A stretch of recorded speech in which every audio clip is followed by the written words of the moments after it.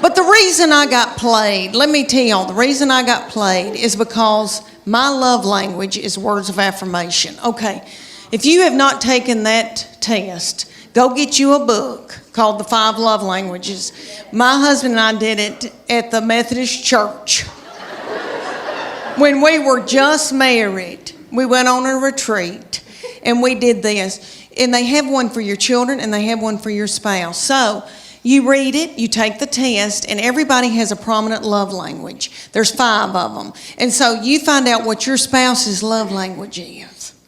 And they find out what your love language is, and you feed each other their love language. And then when you do, their love tank feels full.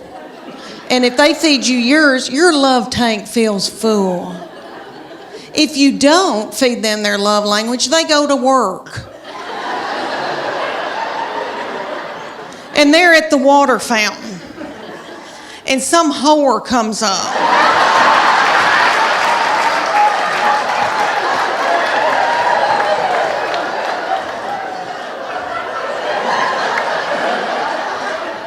And feeds them their love language. And then they feel a tingle. And then Satan swoops in. Everybody, I think you know where I'm going with that. Okay. So there's 5 love languages. The first one is quality time. You know people that just want you to spend quality time with them. Just them. Okay. Then there's physical touch. I know you girls think, that's my husband. Physical touch. He's on me like a duck on a June bug. But I'm not talking about that kind of physical touch, the nasty kind.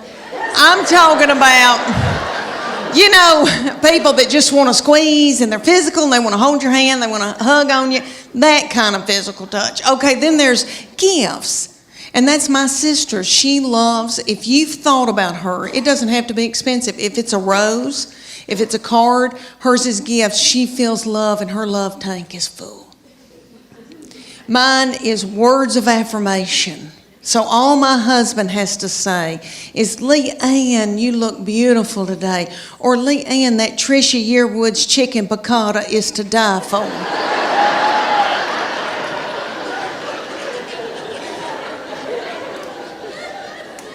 And then I'm willing to do something vulgar with him.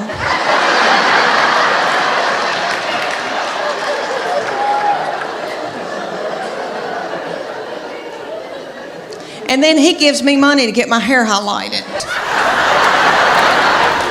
I also wanted to not wear my glasses. And I love my glasses, and I think I look cute in my glasses.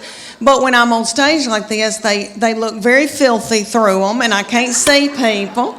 And so I have now mastered contacts. But for years, it took me years to do that. And my precious, yummy doctor is out in Farragut, and his name is Dr. Charles Shield, the senior. The little yummy thing is in his 80s. He's about this tall. He wears, it looks like homemade blue jeans. I know they're not, but...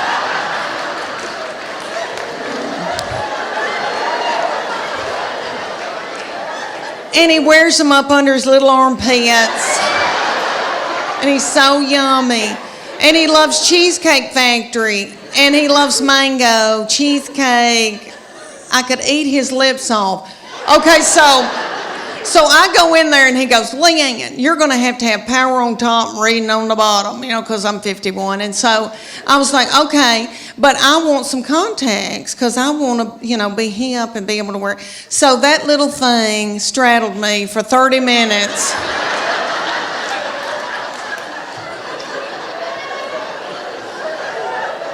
We wallered each other and wallered each other. I thought, are we going to have to get married?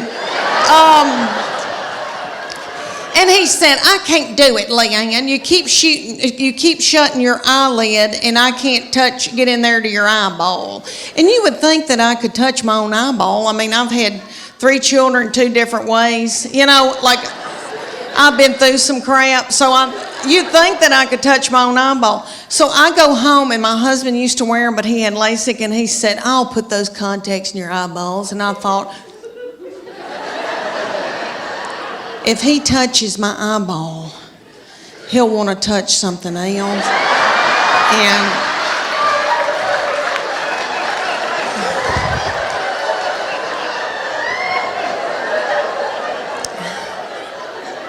I am so tired. And so my middle one, who's at the University of Tennessee, okay, she wears them. And so she has been helping me get them in now for the past couple of years and has to take them out for me, and we have to meet halfway.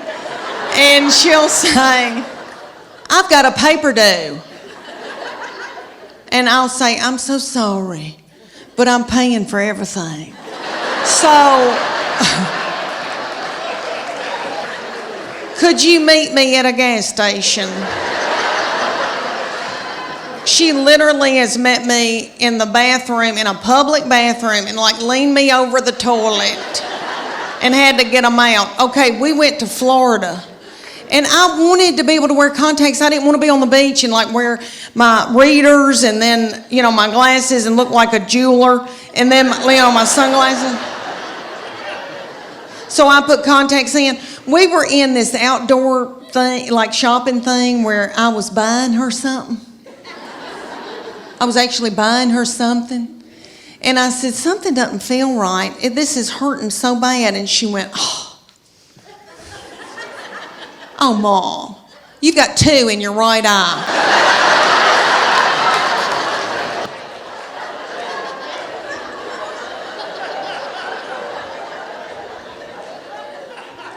And she went and just grabbed it out of my eye.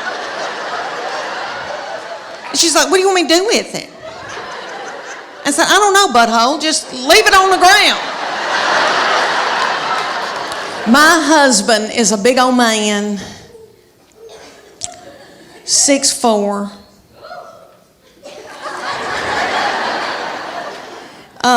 Very Superman-like, broad shoulders, narrow hips. He weighs about 230, 250 if we're all on gluten. I am 5'8", I'm a big girl, and we breed big kids. So we had all these beautiful tall children, and my girls ended up playing volleyball and travel volleyball all over the United States, but they grew to be 5'8" and 5'9". We thought they were going to be taller. They wanted to be 6 feet so badly, and I finally said, do you really want to go into the transgender store and get your shoes?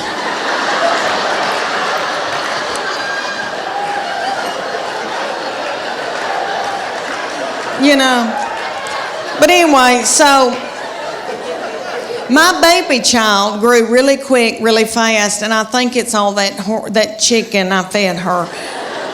Now we don't eat any hormones and anything, but back then we didn't know.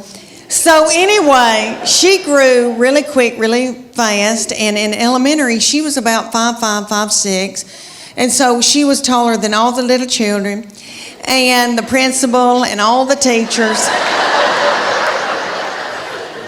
And she hated it, was so self-conscious. But the good news is very athletic, very strong. And so all these teams around East Tennessee would call me and ask me, can she play goalkeeper for me in soccer? I'll buy her an iPhone. I'm not kidding.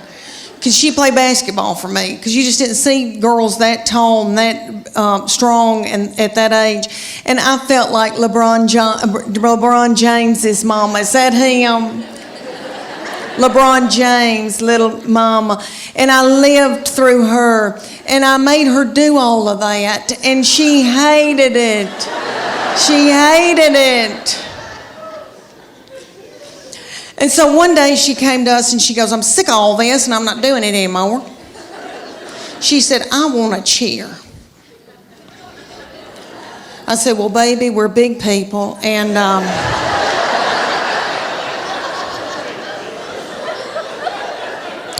I said, we don't tumble, but I'll try to figure this out. So I found out in the United States there's called competition cheer. And we have it here in Knoxville. It's called the Sharks.